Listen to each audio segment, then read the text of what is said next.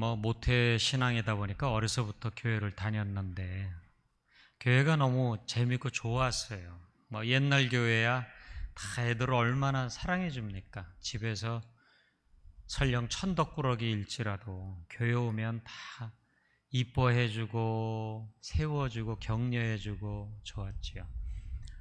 제가 중학생 때 저희 아버님이 뭐 자그마한 지방 도시에 있는 교회였는데 열심히 섬기시고 기쁜 마음으로 섬기시니까 40 초반에 장로님이 되셨어요.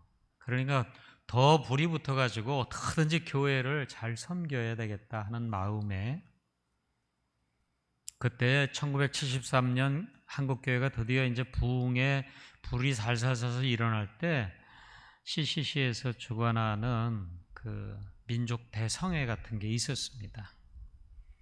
그래서 그 지역에서 그 제법 거리도 먼데 본인도 다니고 교회, 우리 교회 또 다른 교회 식구들 이렇게 같이 격려해가지고 다니고 하셨었어요.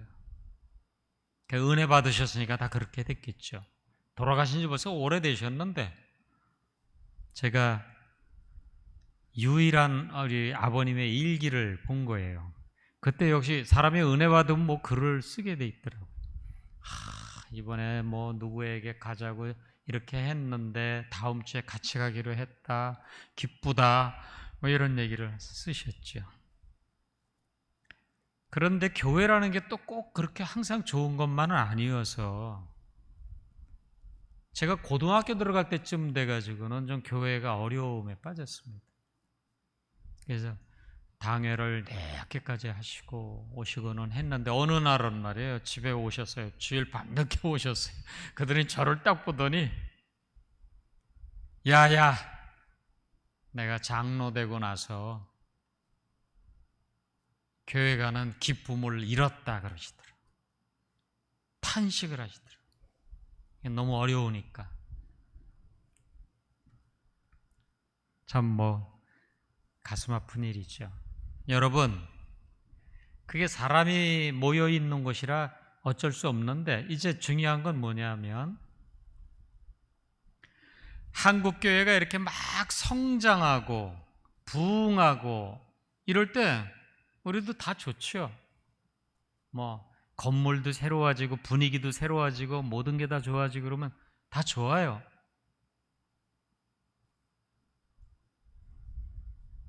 그런데 그럴 때 심리는 말이에요. 좀 모든 게 다 잘 되니까 자기중심이 돼요. 우쭐해지게 되고. 그런데 이미 한국교회는 그런 고비를 한바탕 다 넘었어요. 지금은 뭐 교회 얘기를 제가 더 이상 할 필요 없잖아요. 지금 어려운 시기가 왔잖아요. 그렇다고 뭐 성경에 나와 있는 대로 초대교회 같이 예수 믿는다고 뭐 죽고 그러는 때는 아니지만 뭐 그런 것도 죽음일 수 있지만 이런 새 속의 물결 속에 자기의 신앙의 기초가 없이 흔들리는 것은 사실 죽은 거나 똑같은 거죠. 이제야말로 자기 신앙이 분명해야 돼요. 신앙도 자립해야 돼요. 교회가 번듯하고 요란하고 좋으면 그거 다 내 거로 생각해요. 큰 교회 부목사로 계신 분들이 착각하는 게 뭐냐면 그 자기 실력으로 이렇게 된 거로 착각하는 경우가 많아요. 전혀 그게 아닌데 자기 신앙을 기초를 분명히 세워야 돼요. 왜냐하면 언젠가 또 어려운 일이 오니까 사람 살 때는. 그래서 그 핵심은 어떤 거냐면 이제부터야말로 내가 내 내적으로 내 안에 어떤 신앙 고백을 하고 바깥 상황과 환경이 어떠하든지 그것을 정확하게 이해하고 그것을 넘어설 수 있는 그런 내 것을 준비해야 돼요. 그게 사실은 건강한 교회요, 건강한 그리스도인이지요. 베드로가 예수님께 말씀을 듣고 배우다가 오랜만에 마태복음 16장 16절에 보면 신앙 고백하잖아요. 주는 그리스도시요 살아계신 하나님의 아들이십니다. 그랬더니 예수님이 너무 기뻐가지고 바요나 시모나 내가 복이 있도다.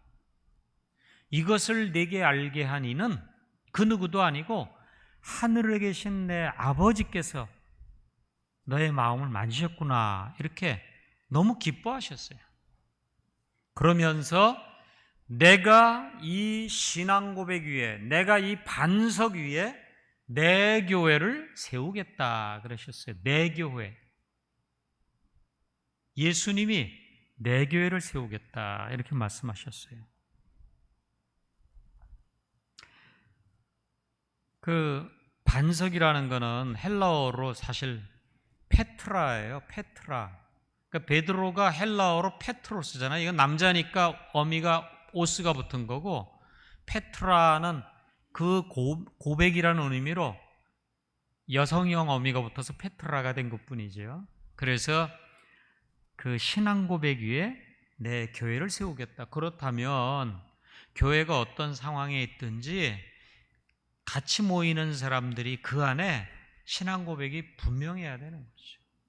우리가 시간마다 사도신경으로 신앙 고백하잖아요. 이 사도신경이 뭐예요? 사도들의 신앙 고백이잖아요. 이 신구약 성경을 짜가지고 엑기스로 만들면 요 사도신경이 나오는 거예요. 근데 보세요. 그 믿습니다라고 하는 그 고백에 한마디 한마디 중에 내가 뭐 더 할 게 없어요. 다 하나님이 하신 일을 우리가 듣고 거기에 고백하는 거예요. 창조주 하나님부터 예수 그리스도의 그 사건과 성령의 사건과 그리고 그로 말미암아 주어지는 우리의 죄 사함과 죽어도 다시 사는 이 부활의 소망과 영생을 누리는 그 신앙 고백이잖아요. 여러분, 그래 중세를 뭐 여러 가지 이론이 있지만 암흑기라고 얘기하고 종교의 갇힌 시대라고 얘기하고 그게 사실 건강한 종교가 아니라 많이 부패하고 미신적인 종교가 된 거잖아요. 그 종교개혁이 마르틴 루터 얘기를 하는데 또 그 종교개혁이 성공할 수 있었던 것은 마르틴 루터가 그런 고난을 당하면서도 독일어로 성경을 번역했잖아요. 왜? 그 이전에는 라틴어로 대부분의 사람은 문맹이었잖아요. 심지어는 종종 신부들도 잘 몰랐죠. 라틴어로 그냥 뜻도 모르는 것을 그저 받아 듣고 몇 마디 고백하는 그런 정도로 건강한 신앙이 될 수 없잖아요. 그래서 독일어로 성경이 번역이 되고 독일 사람들은 자기네 언어로 성경을 읽기 시작하면서 복음을 분별하게 된 거잖아요. 그러니까 가장 건강한 신앙인이라고 한다면 하나님의 말씀이 읽혀져야 되죠. 예수님이 요한복음 5장에 보면 예수님이 이런 말씀을 하셨어요.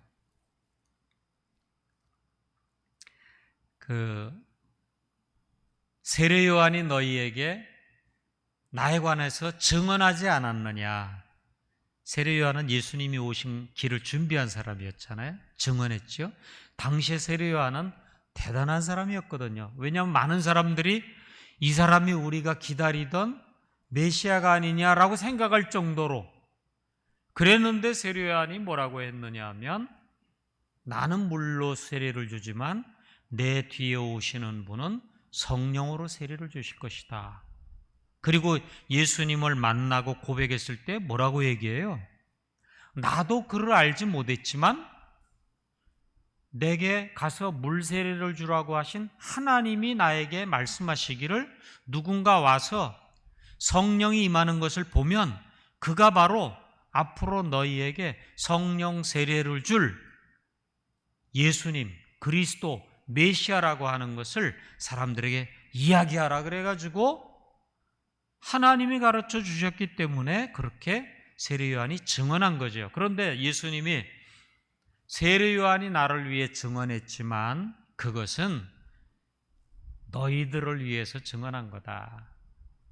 나에게는 세례요한의 증언보다 더 큰 증거가 있다. 첫 번째는 지금 내가 이루어가는 이 일들, 병자를 고치고 많은 이적을 행하는 이 일들이 이거 내 마음대로 내가 막 하는 게 아니고 하나님께서 내게 명령하시고 말씀하시는 대로 내가 행하는 것이다. 이렇게 말씀하셨어요. 그리고 두 번째는 더 놀라운 얘기를 했어요. 너희는 하나님을 너희 눈으로 보지도 못하고 말씀을 귀로 듣지도 못하고 마음으로 미처 알지도 못했지만은 하나님이 증거를 하셨는데 그게 뭐냐? 성경이다. 성경, 요한복음 5장 39절 너희가 영생을 얻으려고 성경을 연구하거니와 그 성경이 바로 나에 대하여 증거하는 것이다 라고 말씀하셨어요. 그런데 여기서 말하는 성경은 구약 성경이거든요. 그럼 생각해 보세요. 구약 성경에서 말하고자 하는 것은 예수님이라고 말했는데 이제 예수님이 오시고 그 이후에 일어난 모든 놀라운 사건들을 신약에 다 담아가지고 우리에게는 구약만이 아니라 신약 성경까지 다 주었으니 우리는 이미 보물을 가지고 있는 거예요. 보물을. 제가 한번 이미 말씀드렸잖아요. 제가 한때 내가 2000년 전 유대 땅에 태어나서 예수님 그 당시에 살아가지고 예수님을 육신의 눈으로 보면서 쫓아다녔으면 얼마나 좋을까 그랬는데 가만히 생각하니까 아니 지금이 훨씬 더 좋아요. 왜? 그건 지극히 시공간에 매여 있는 인간의 한계 속에 매여 있는 나의 좁은 생각이었고 이 모든 것이 다 완성돼 가지고 그것이 말씀으로 기록되어 성령의 감동으로 기록되고 이제 전해지고 번역되어 가지고 내게 주어졌기 때문에 언제라도 펴서 언제라도 그 성경을 쓰신 그 저자들을 감동케 하신 성령께 기도하면서 말씀을 이해할 수 있도록 나를 붙들어 주십시오라고 기도한다면 시대와 문화를 초월해서 이 말씀은 우리의 속사람을 영을 건드리는 말씀이기 때문에 언제든지 우리를 새롭게 해요. 그거를 놓쳐서는 안 돼요. 단 하나 이제 안타까운 게 뭐냐면 임영웅이 노래 한 편 하면 사람들이 그냥 깜빡 죽어요. 심지어는 막 광고를 보니 영웅시대, 누구 얘기하나, 임영웅 팬들이 몰려다니면서 막 콘서트 하면서 영웅시대라는 거예요. 그 TV 화면에 나온 장면 보면 장난 아니에요. 요즘 아줌마들이 이제 돈이 있어서 그런지 그냥 뭐 미국에서 하는데도 그냥 비행기 표 불사 그냥 막 몰려가서 그래 우울증 앓고 집에 앉아 있느니 그러면 제일 괴로운 사람이 남편들이겠죠. 그러느니 차라리 그냥 저렇게 그냥 자기의 그 뼈아픈 그 과거의 눈물을 해소해 주는 그거 괜찮지. 다만 왜 우리가 성경을 저렇게 읽지 못할까? 그게 문제죠. 그게 우리의 숙제예요. 오늘 본문을 좀 보겠습니다, 여러분. 고린도전서 보세요. 3장 16절과 17절. 성경의 장절이라는 거는 훨씬 성경 쓰여지고 나서 훨씬 다음에 13세기, 14세기에 이렇게 나누어 놓은 거예요. 그러니까 원래는 이거는 한 번에 다 내리 읽어야 되는 편지일 뿐이에요. 그래서 오늘은 본문이 고린도전서 3장 16절부터 4장 2절까지지만 이거는 원래 그냥 단 흐름이 있는 거예요. 그냥 물 가듯이 이렇게 내려가는 겁니다. 16절과 17절을 보세요. 여러분과 함께 같이 읽어볼까요? 너희는 너희가 하나님의 성전인 것과 하나님의 성령이 너희 안에 계시는 것을 알지 못하느냐? 누구든지 하나님의 성전을 더럽히면 하나님이 그 사람을 멸하시리라. 하나님의 성전은 거룩하니 너희도 그러하리라. 여러분과 저는 하나님의 성령이 계시는 곳이에요. 그래서 하나님의 성전이, 사실은 교회는 그런 사람들이 필요를 따라서 만든 건물이에요. 교회 본질은 건물이 아니고 여러분과 내 모인 이 공동체가 교회예요. 이 앞에 한번 보시겠어요? 고린도전서 2장을 한번 보시죠. 자, 14절 한번 보세요. 2장 14절부터 3장 2절까지 한번 볼까요? 고린도전서 2장 14절부터 3장 2절까지, 여기 사도 바울이 말하는 세 종류의 사람, 믿음을 가지고 얘기할 때 세 종류의 사람이 나옵니다. 14절부터 같이 읽어보겠습니다. 육에 속한 사람은 하나님의 성령의 일들을 받지 아니하나니 이는 그것들이 그에게는 어리석게 보임이요 또 그는 그것들을 알 수도 없나니 그러한 일은 영적으로 분별되기 때문이라. 신령한 자는 모든 것을 판단하나 자기는 아무에게도 판단을 받지 아니하느니라. 누가 주의 마음을 알아서 주를 가르치겠느냐? 그러나 우리가 그리스도의 마음을 가졌느니라.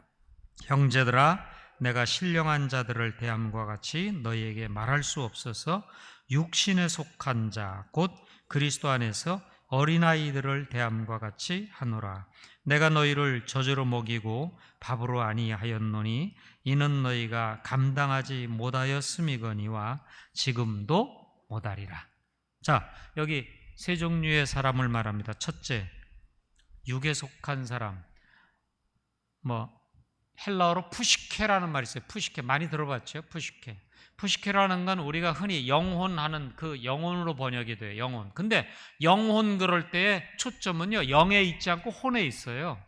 그 영혼이라는 단어가 영과 혼을 묶었나 보다 이렇게 생각하지만 그냥 번역을 그렇게 했을 뿐이고 혼이에요. 혼이라는 건 우리 아주 이성과 감성과 이 몸을 가지고 움직이는 우리 존재를 일반적으로 가르쳐서 푸시케. 예수 안 믿는 사람들, 그런 사람들을 여기 지금 육에 속한 사람들이라는 얘기예요. 이런 사람들은 하나님을 믿지 않기 때문에 하나님이 말씀하시는 영적인 하나님의 나라에 관한 이런 것은 들릴 수가 없겠죠. 들려도 마음에 이해되지 않죠. 받아들이질 않으니까. 그 말입니다. 그러면 그건 육에 속한 사람이고, 그러면 예수 믿는 사람은 두 가지로 나눠요. 신령한 자와 육신에 속한 자, 이렇게 나누네요. 신령한 자는 푸뉴마, 우리가 성령은 거룩한 영이니까 푸뉴마, 하기오스 이렇게 하면 되지만 그냥 일반적으로 우리 사람도 영적 존재고 영이 있으니까 우리 푸뉴마. 근데 하나님을 믿는 사람, 푸뉴마티코스, 신령한 자. 얼마나 놀라운 얘기를 하나 보세요. 모든 것을 판단하나 자기는 아무에게도 판단을 받지 않는다. 왜? 누가 주의 마음을 알아서 주를 가르치겠나? 누가 하나님을 안다고 누가 하나님을 가르치겠어요? 사람으로는 그럴 수 없지요. 그런데 놀라운, 그러나 우리가 그리스도의 마음을 가졌다. 우리가 그리스도의 마음을, 이건 번역하다 보니까 조금 우리가 어색해서 그렇지 이런 뜻입니다. 주님이 우리 안에 계시잖아요. 주님이 우리 안에 계시기 때문에 우리는 주님께 귀 기울이는 거예요. 주님께 물어보면 되는 거예요. 그러면 주님이 우리의 기도를 통해서 우리의 상황을 보시고 우리가 주님께 늘 구하기 때문에 다 가르쳐 주신다는, 성령께서 가르쳐 주시는 거예요. 그래서 마치 주님의 마음을 아는 자 같은 거예요. 그렇다면 얼마나 주님께 우리의 중심을 맞춰서 순종하느냐가 순도를 나타내는 것뿐이지 우리의 상황은 그렇단 말이에요.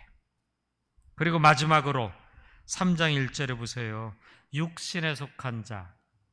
성경에 사도 바울의 이 편지에는 육신이라는 단어가 참 많이 나오는데 여기서 말하는 육신은 보세요. 하나님의 그 뜻대로 성령의 뜻대로 하지 않으려고 하는 우리의 본성을 비롯한 모든 우리의 본성으로부터 비롯된 모든 생각들, 행동들 이런 걸 다 묶어가서 사르크스, 육신이라고 그러는 거예요. 그게 몸을 말하는 게 아니에요. 하나님의 거룩한 뜻과 대치되는 인간의 모든 의지, 욕망 이런 것을 사르크스라고 그러는 거예요. 그런 것이 주인이 돼가지고 막 주도적으로 사르크스가 움직이는 사람은 육신에 속한 자예요.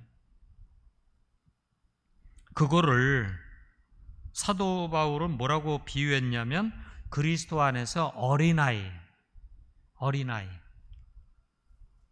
여기에 핵심이 있어요. 그렇다면 보세요. 우리 읽었으니까 고린도전서 3장 3절 보세요.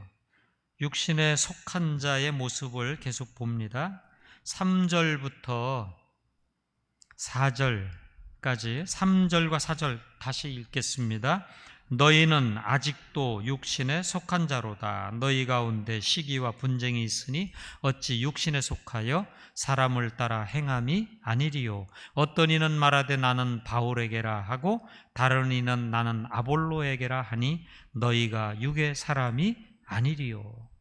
여러분, 이게 지금 고린도전서니까 고린도 교회에 보낸 편지예요. 고린도 교회는 사도 바울이 시작한 교회예요. 그리고 사도 바울이 떠난 다음에는 아볼로라는 사람이 와서 사도 바울보다 훨씬 젊은 분이 와가지고 또 목회를 했었죠. 그리고 언젠가 베드로도 또 지나갔었어요. 아마 부흥회를 했는지. 그러다 보니까 교회 안에 뭐 바울파, 아볼로파, 게바파, 심지어는 그리스도파 막 이런 사람 분파가 생겼다는 뜻이에요. 좀처럼 문제가 해결되지 않아서 사도 바울을 너무너무 힘들게 했어요. 그러나 보세요. 이런 상황 속에서 이 문제를 어떻게 바라보고 어떤 자세로 신앙생활을 해야 되느냐 하는 것을 사도 바울이 이 편지를 통해 지금 가르쳐주고 있는 거예요. 고린도 교회는 하여간 교회에서 일어날 수 있는 모든 문제들을 다 끌어안은 교회였어요. 그게 5장부터 시작해서 그 문제를 하나하나씩 주제별로 얘기를 하고 있는데 1장부터 4장까지는 먼저 그런 것을 해결하기 위한 예수 믿는 사람으로서 어떤 신앙을 기초를 가져야 되는지를 지금 먼저 얘기하고 있는 거예요. 보십시오. 여러분 지금 5절부터 읽어볼까요? 5절부터 9절까지 고린도전서 3장 5절부터 9절까지 읽습니다. 시작.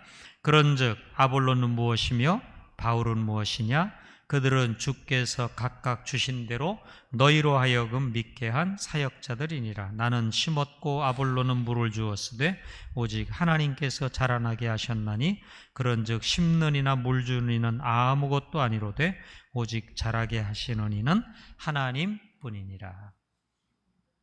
네, 이거죠. 우리 인생이나 교회나 모든 만물의 창조주는 하나님이실 뿐만 아니라 우리 인생의 주인도 하나님이시다. 정말 하나님이 가끔은 아까운 인물들을 이렇게 데려가시잖아요. 그 하나님이 절대 주권이에요.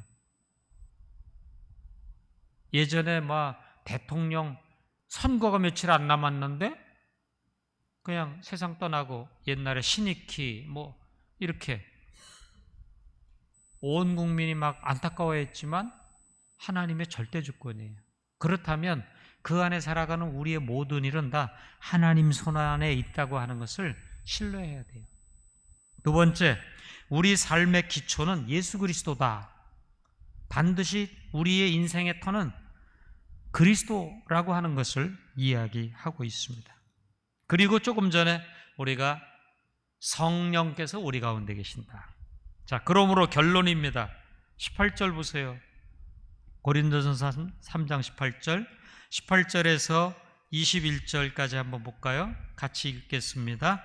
아무도 자신을 속이지 말라. 너희 중에 누구든지 이 세상에서 지혜 있는 줄로 생각하거든 어리석은 자가 되라.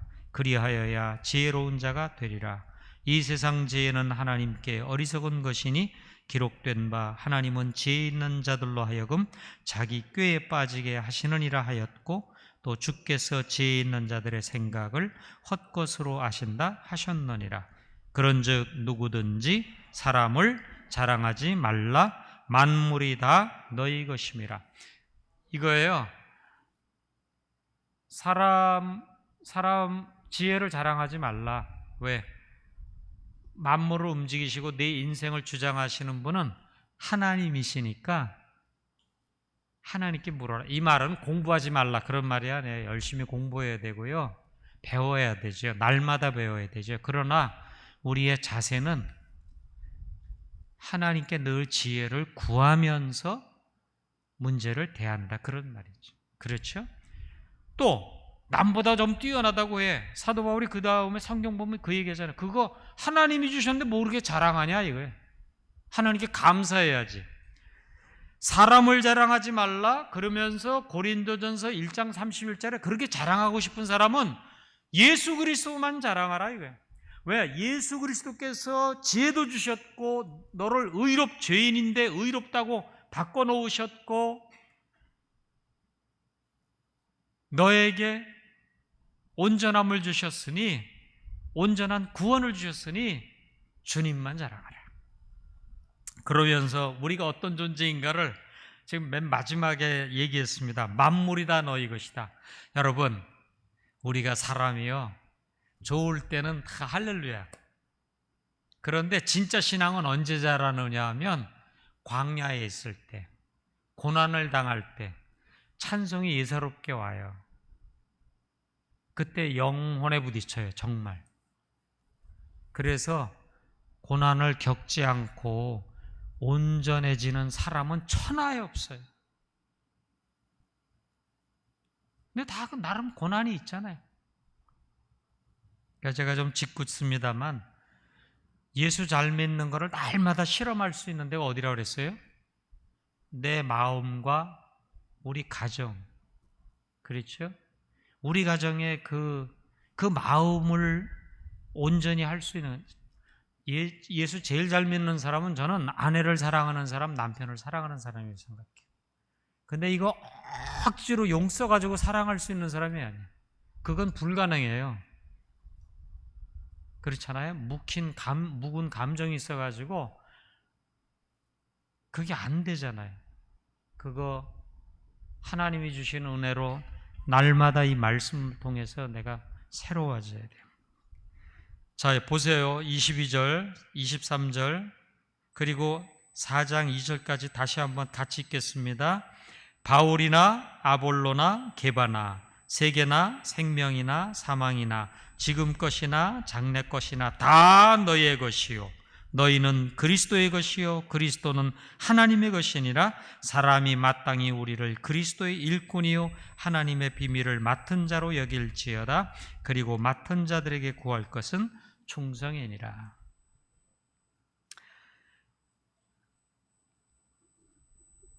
다 너희 것이다. 그리고 너희는 그리스도의 것이다. 우리가 정말 날마다 주님과 함께 할 때만. 그래서 제가 지난번에 말씀드렸죠. 주도권을 주님에게, 진짜 사랑하면은 주도권을 상대방에게 주잖아요. 기꺼이 주잖아요. 난 너무 감사해. 연애를 받기 때문에 그게 뭔지를 알겠어요. 기꺼이 다 주잖아요. 주님이 십자가와 그 부활을 통해서 하나님께서 그의 지혜와 그 권능으로 우리를 얼마나 사랑하셨는가 하는 그 사랑만이 나를 변화시켜요. 이게 뭐 맛있는 거 먹어도 안 되고 공부를 많이 해서 되는 것도 아니고 돈을 많이 번다고 되는 것도 아니에요. 오직 그 하나님의 그 사랑만이 나를 변화시켜요. 그래서 그 사랑이, 성령께서 자꾸 그거를 내 마음에 건드리시는 거예요. 그래서 성경 말씀도 바로 그 연애 편지라고 그랬어요. 이 성경이 연애 편지 안 보이면 아직 성경을 그냥 학문의 대상으로 열심히 공부하는 거예요. 아니에요. 세상에 여자가 많아도 반짝하고 눈이 부딪히는 여자가 같이 살아갈 사람이잖아요. 그 참 하나님의 은혜잖아요. 그와 같이 그 비밀을 알게 되면 우리는 하나님의 비밀인 그리스도와 그의 십자가와 그 비밀을 알기 때문에 주도권을 그에게 드리고 나와 함께 사시는 성령으로 지금 나와 함께 하신 그분께 기꺼이 내 시간을 드리고 마음을 드리고 성경이 이제는 달리 읽혀지게 되고 이게 연애 편지가 되게 되고 고백이 되는 거예요. 그러면 충성하지 말라 해도 연애하는 사람한테 뭐 상대방이 충성하라고 하는 사람 봤어요? 그런 말 할 필요가 없지. 날마다 충성하는데 충성하는 사람에게 주어진 비밀은 이거예요. 그래야 교회는 별의별 일을 다 겪었어요. 2000년 역사 속에 교회는 땅속으로 들어가기도 하고 다 죽이니까 땅속으로 들어가기도 하고 또 내버려두면 막 그냥 돈을 모아서 그냥 지금도 남아있는 그 몇백 년 건축한 성당으로 남아있기도 하고 이렇게 돼요, 사람은. 그러나 결정적으로는 내 신앙이 내 고백이 있어야 돼요. 환난이 오든지 좋든지 기쁘든지 내가 주님과 함께 할 때에만 나는 모든 것을 할 수 있는 거예요. 세상은 나 혼자 떠나는 거예요. 그렇기 때문에 이걸 딱 가지고 있어야 돼요. 그러면 어려워도 이길 수 있는 힘이 있어요. 주님이 나와 함께 하시니까. 그런 은혜가 저와 여러분에게 함께 하시기를 바랍니다. 하나님 말씀을 날마다 주시니 감사합니다. 살아있는 말씀으로 하나님이 나를 사랑하시는 그 불붙는 사랑으로 보여지고 들려지고 읽혀지게 하시고 내 삶의 마지막 순간까지 동행하시는 주님을 즐거워하게 하옵소서. 예수님의 이름으로 기도드립니다. 아멘.